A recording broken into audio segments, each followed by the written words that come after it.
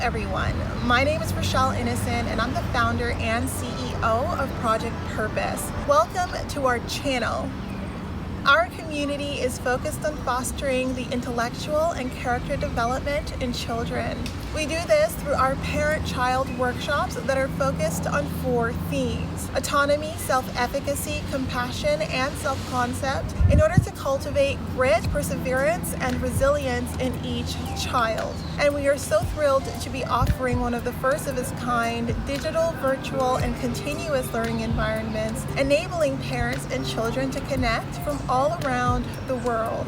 At Project Purpose, our overarching mandate is to renew and rebuild family, community, and relationships. Our different social media platforms provide us with an opportunity to have discussions and to create space on all topics that relate to family, community, and relationships with ourselves as well as with others, with a primary focus on mental health and education. More precisely, the ways that the institutions of mental health and education play a role and have played a role in our societies at large. These discussions and debates provide us with an opportunity to think critically about what needs to change within these structures for us to live up to our bold slogan: support, protect, and empower each child through youth-focused development. Better known as leadership in juvenescence, we recognize that in valuing our children's leadership potential, this also translates as recreating and co-creating environments, both socially and politically, that will enable our children to thrive. For those of you who are particularly keen on the topic, we also write thought pieces every other Sunday. We actually just dropped a thought piece this past Sunday, so be sure to meander over to the website and check out our online content. Now, if it is the case that you're looking for a listening alternative, well, we're available wherever podcasts are playing, and we provided you with access to a few links down below. Now, as is the convention, be sure to subscribe, hit that post notification bell so that you are aware of every time we post. And of course, if you like these conversations and you want to keep them going, like, comment, and share this segment. Let's get into it.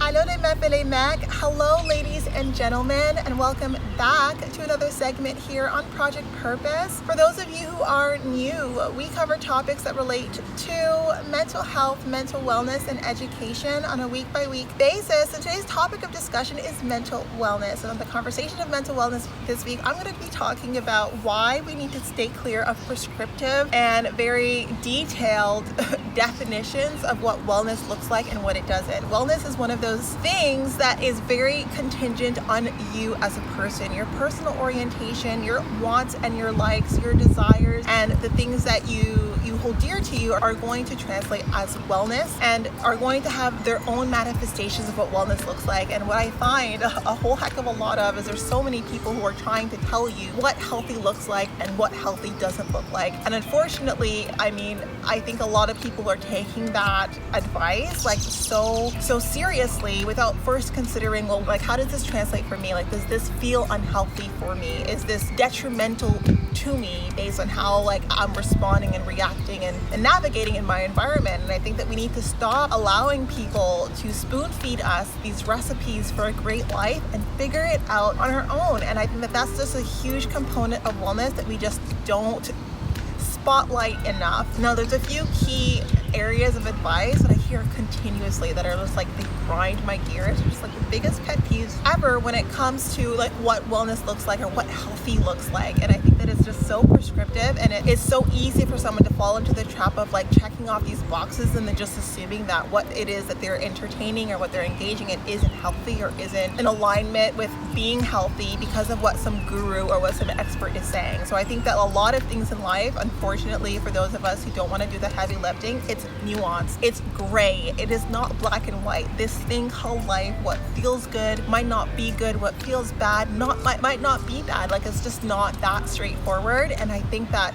navigating in that gray, getting a better sense of who you are by figuring out, well, what does wellness feel like in this instance, or what should it feel like based on what it is that I'm hoping for, what it is that I'm looking for, what growth goals do I have? I think all of those need to play a factor into wellness, and why wellness shouldn't be like this broad brush that's broadly prescribed to larger population. So wellness is nuanced. Wellness needs to be something that is catered to you specifically, to your orientation specifically, so on and so forth. So I'm gonna jump into like my top 3 like pet peeve areas where people talk about what healthy looks like, what wellness looks like, and why I think that it's really just detrimental to each and every one of us if we take these things as holy grail and we don't first assess, well, how does this feel for me? Like, does this feel as toxic as it's being communicated? And if it doesn't, then how do I make sure that like my own sense of reality and my own experience with reality supersedes this self-proclaimed guru, which I think should be the case in the majority of the time, especially when it comes to wellness. So the first area when it comes to wellness that is a huge pet peeve for me is when it comes to relationships, like what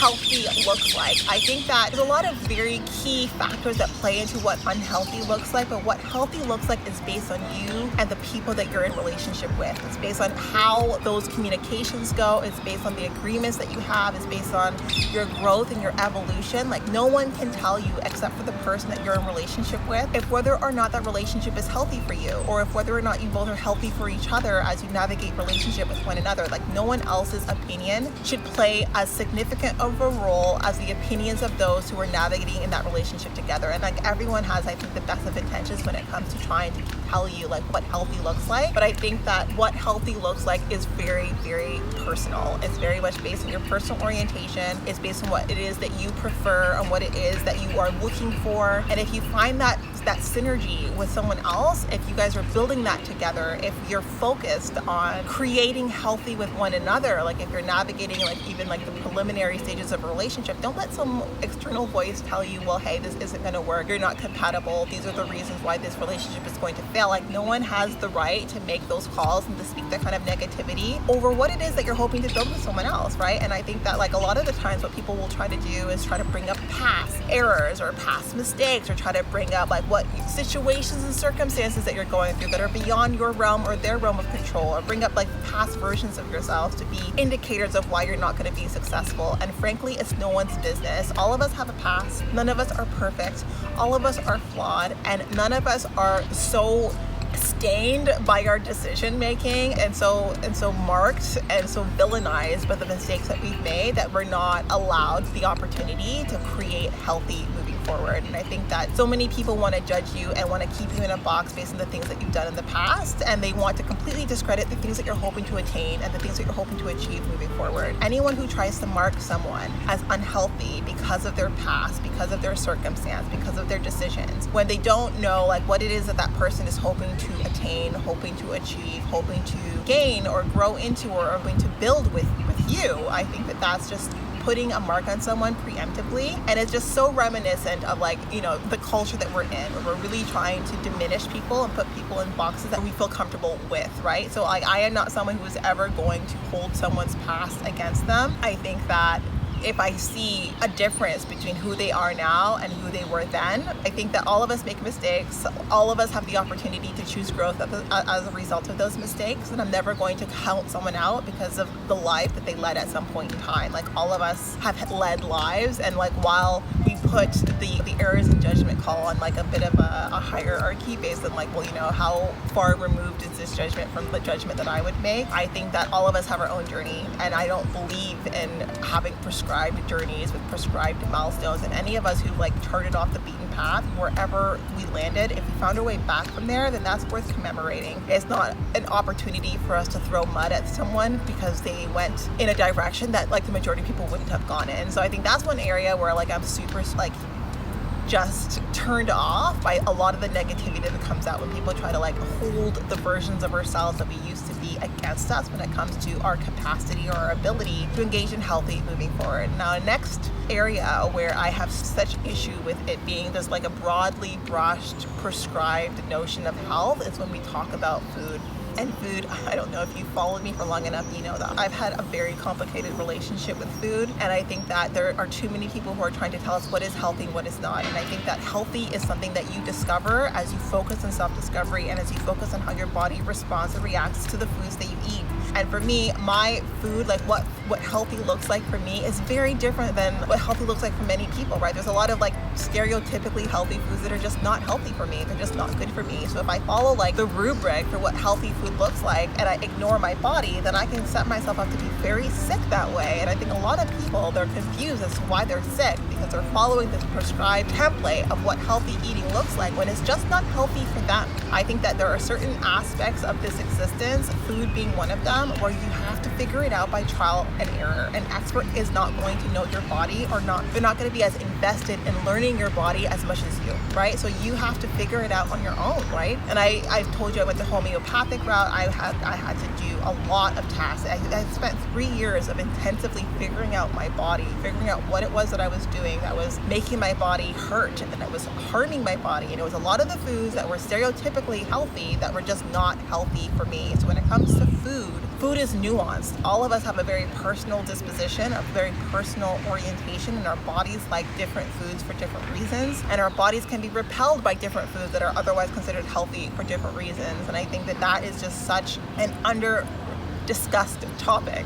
And so for those of us who do have intolerances, who do have allergies, who have to navigate food very carefully, it's just one of those subjects that can be very prickly when someone like tries to push down this notion of what healthy eating looks like. Healthy eating is not something that we can have a broad conversation about. It's very specific. And I think that if more people speak about how specific it is and how like when it comes to like energy infused foods, and when it comes to like the kinds of foods that help you digest and that help you heal and that help you stay calm, like food is just such a complicated subject that we oversimplify by creating these broad general strokes around food. So that's another area where that cannot be prescribed. Like that's something that we need to take the onus on ourselves, figure out our own bodies, and figure out like how food can help us fuel our path towards the things that we want to accomplish, because our body is a machine. It is built to push through barriers, right? And our bodies, you're not going to know how powerful your body is until you know what kinds of foods really activate that power within. I think that's just so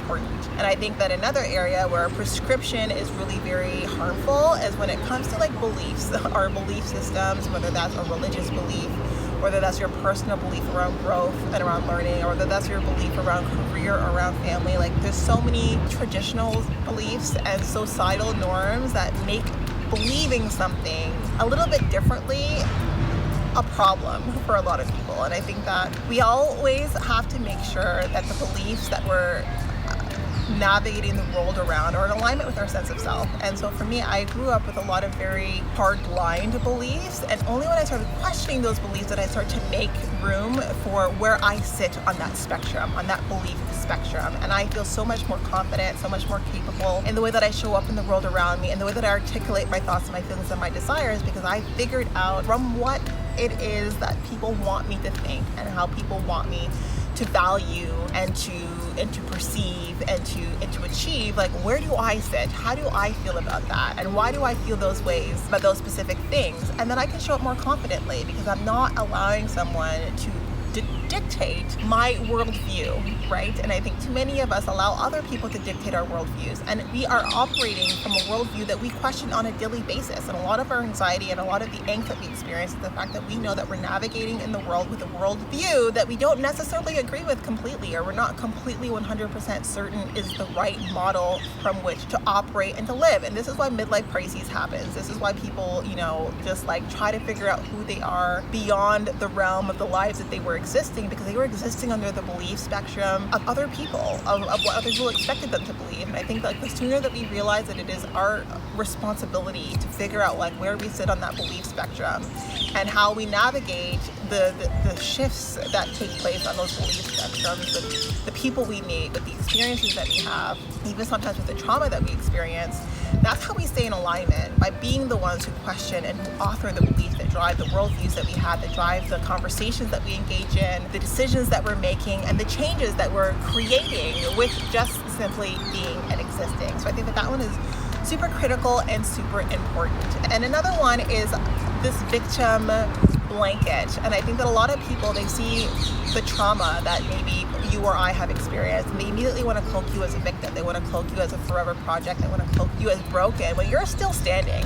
you're still here. You could have had, hell throw the kitchen sink at you, and you're still figuring your way around. And rather than credit you for the power and the strength to still stand, for the fact that you must be a titan to have combated all of that which was coming towards you, they want to put you down as a victim and put you down as a product because look at what you've endured. I think for those of you who have been through stuff, and I don't know what that stuff is, I don't know to what extent or how many years, it doesn't really matter. If you're still standing, you're a titan, right? And I think that it's really important that we take on the appropriate identity when it comes to who we are through chaos and through calamity. And I have been through chaos and calamity, and I think a lot of people would want to label me as a victim and label me as someone who was poorly treated, and I definitely was pretty poorly treated, but I fought, right? So I don't ever want my story to be a story of someone who bent over and was completely subjugated. I fought, right? And so when I think about my story and when I think about the things and the trials and the tribulations that I've been through, I want to be seen the way I see myself, which is as a titan. I see myself as powerful. It doesn't matter what was taken away from me.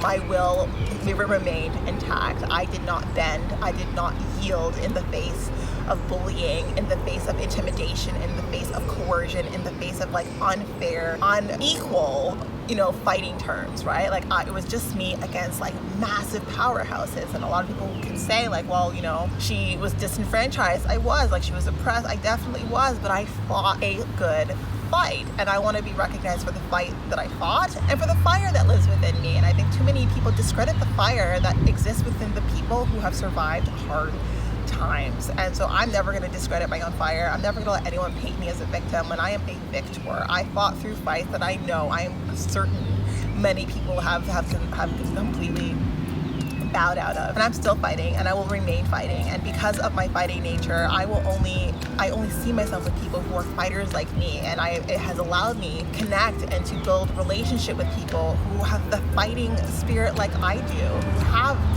the hope to push through the hardships and the hard times that we have seen in this life. And that is not something that is contingent on where you are in society or what you've gained and what you've attained and what you've achieved. You can have achieved a lot, and I can say that I've achieved a lot in my life, and it didn't circumvent a lot of the chaos, the calamity, and the tragedy that I've experienced. So I think that if anyone wants to discredit you or to devalue you because of the tragedy, the calamity, and the chaos you've experienced, kindly ask them to butt out of the conversation. They have no idea what they're talking about. And anyone who hasn't survived really hard things, it's very hard for them to conceptualize the strength that comes with pushing through, right? I mean, say pushing through, it sounds nice, it sounds super motivational, but when you're actually pushing through serious resistance, then you come out of that a different kind of human. You're built differently, and I want to make sure that people recognize that I recognize that I am built differently.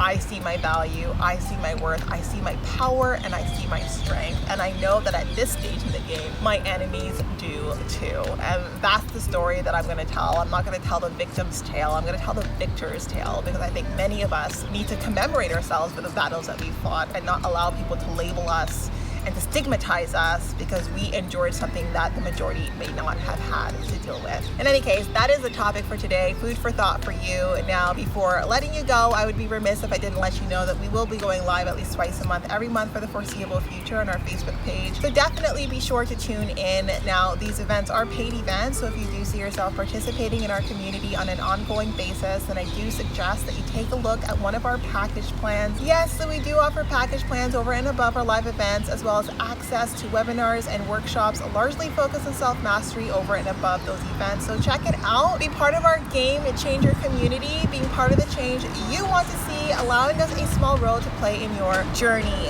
We are on the road to 1K, so we do invite you to follow us across all of our social media platforms, and we look forward to chatting with all of you very soon. We'll talk to you later.